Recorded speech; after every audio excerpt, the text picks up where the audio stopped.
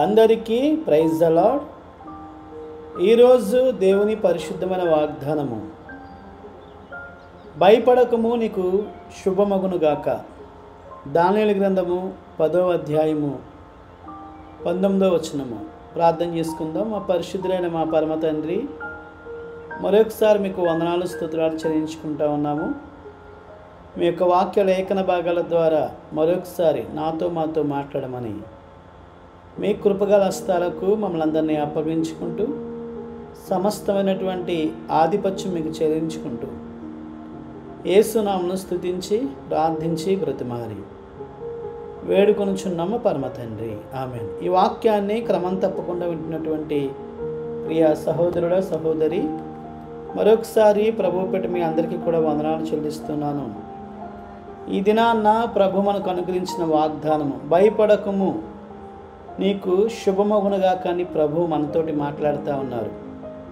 మానవ జీవితంలో మనకున్నటువంటి పరిస్థితులను బట్టి, మనకున్నటువంటి స్థితిగతులను బట్టి మనం అనేక సార్లు భయపడేవారిగా ఉంటామని ప్రభు ముందుగానే ఎరిగి బైబిల్ గ్రంథంలో 300 సార్లు భయపడకము అనే మాట రాయబడినట్లుగా మనము గమనించవచ్చు.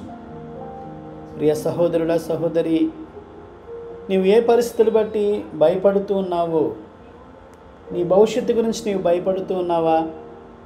నీ ఆరోగ్య సమస్య తీరడం లేదని భయపడుతూ ఉన్నావా? నీకున్నటువంటి ఆర్థికపరమైనటువంటి ఇబ్బందులను బట్టి నీవు భయపడేవాడిగా ఉంటున్నావా? నీ బిడ్డల యొక్క ఆరోగ్యం కొరకు నీవు చింతించేవాడిగా ఉంటున్నావా? లేకపోతే నీ కుటుంబ సభ్యులు ఉన్నటువంటి వారి యొక్క పరిస్థితులు బట్టి నీవు అధైర్యం చెందేవాడిగా ఉంటున్నావా? అయితే ప్రభువు నీతో మాట్లాడుతూ ఉన్నారు.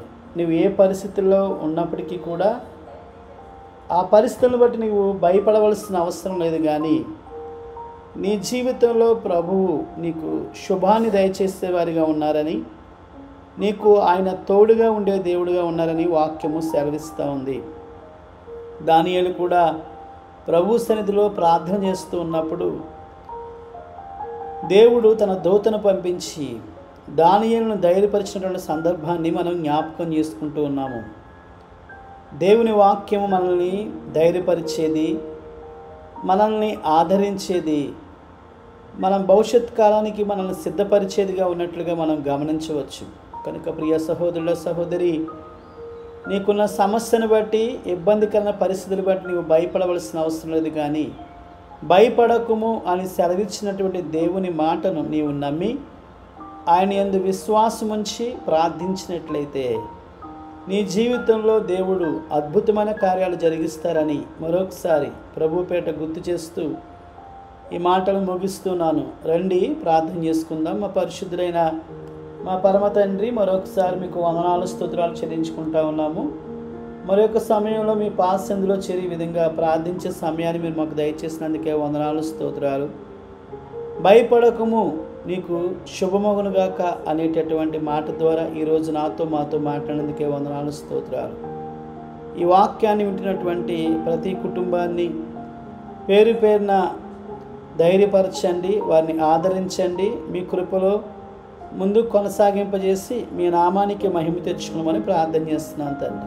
గొప్ప దేవ, మహిమ కలిగినటువంటి దేవ, మహారాజా, మారని మార్పు చెందినటువంటి దేవ, యుగయుగములకు ఒకటే రీతిగా ఉన్నటువంటి దేవుడు అందుకే మరొకసారి వందనాలు స్తోత్రాలు. ఈ వాక్యాన్ని వింటున్న వారు ఏ భయముతోటి, ఆందోళనతోటి, దిగులుతోటి అయ్యా మరి ఇబ్బందితో ఉన్నారో వారిని కనికరించి వారికి ఉన్నటువంటి భయానకమైన పరిస్థితి నుంచి బయటకు తీసుకొచ్చి మీ నామానికి మహిమ తెచ్చుకోమని తండ్రి.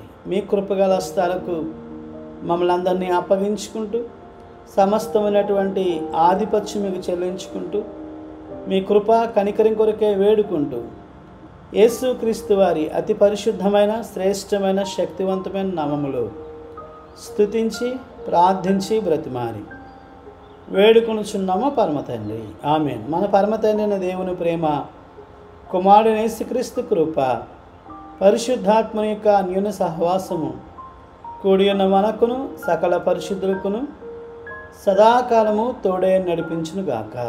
ఆమేన్.